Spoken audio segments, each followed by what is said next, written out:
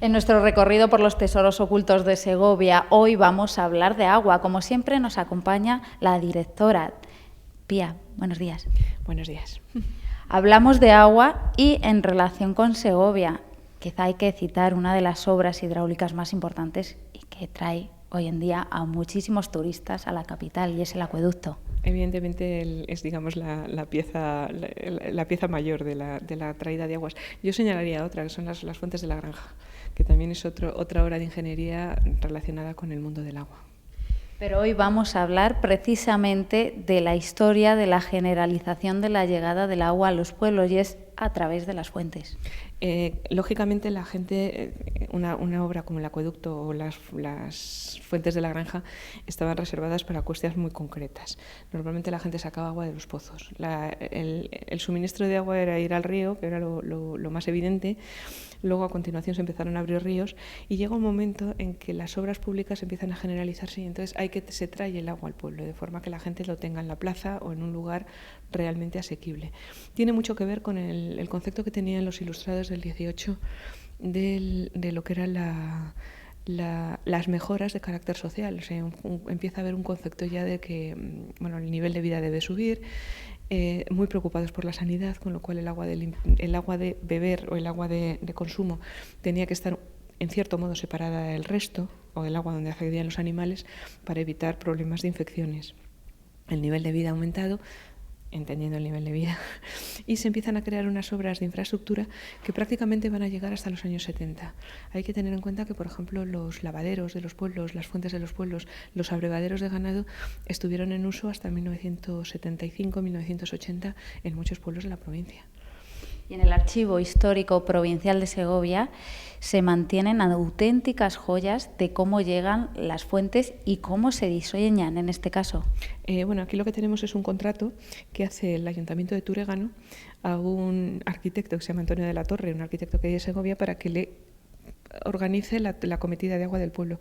Entonces lo que hace es diseñar una fuente. Realmente lo que tenemos aquí es un contrato donde está la memoria de calidades donde tiene que tener la fuente, y luego la planimetría de la fuente, desde la superación de terrenos, de la necesidad de elaborar un puente para que llegue desde un lado, de un lado a otro del desnivel, la plaza donde está ubicada, el diseño, el remate alto de la fuente, el pilón, por decirlo de alguna manera, y el sistema de cañerías, por donde va a venir el agua y por donde se va a canalizar.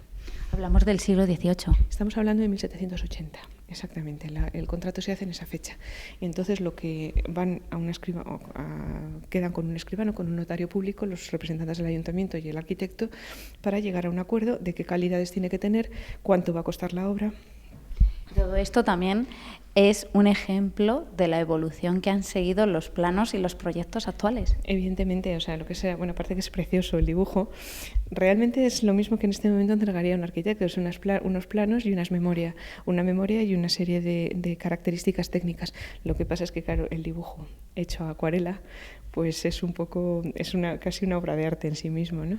¿Tenéis muchos ejemplos en el Archivo Histórico Provincial de este tipo de obras? Sí, hay bastantes, y además hay bastantes desde mediados del siglo XVI. No solo de esta obra, sino, por ejemplo, trazas, me refiero a planos, trazas de iglesias, reformas de campanarios, arreglos de diseños de retablos. Hay todo lo que puede ser obra pública. Hay puentes, hay edificios públicos que tienen sus trazas y sus dibujos correspondientes en el contrato. Eso es exactamente igual lo que se le encargaría ahora a un arquitecto o un ingeniero, que me haga el plano y la memoria, pero con otra manera de presentarlo estéticamente.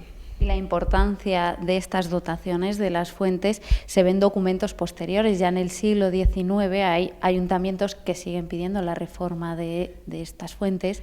En el siglo XIX se construyen muchas más. Por ejemplo, en 1898 está fechado es fuente y lavadero en Riaza, o sea que siguen necesitando una acometida de agua y se canalizan fuentes en esa época. Pero lo que nos ha llamado la atención es que Villacastín, en fecha tan tardía como 1981, entre las obras que pide con urgencia al gobierno civil, que le financia el gobierno civil, es la reparación de la fuente de San Juan, porque el pueblo sigue usándola. Entonces, no es ya una conservación como un bien patrimonial, sino como una necesidad de funcionamiento del pueblo. Entonces, en 1981 es hace 4 días, hace muy poquito tiempo, pero seguían pidiendo la reparación de las fuentes públicas. Y hoy en día se siguen utilizando.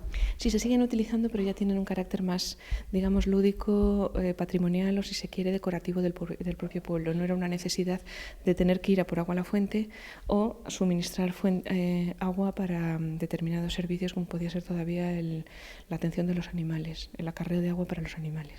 Y aquí también se aprecia la diferencia formal y visual de los documentos.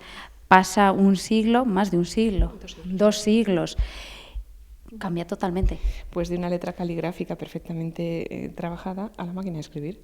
Directamente lo que tenemos aquí ya es un documento escrito con una máquina y probablemente en muchos casos con papel de calco.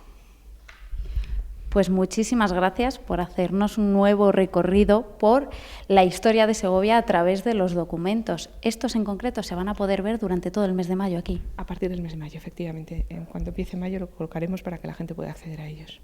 Pues nos vemos en el mes de junio. No sé si es prontito para preguntar de qué hablaremos. Pues habrá que pensarlo, pero todavía no lo tenemos decidido, pero probablemente saquemos también algún tipo de documento así visual que sea fácil de captar la atención. Muchísimas gracias. A vosotros.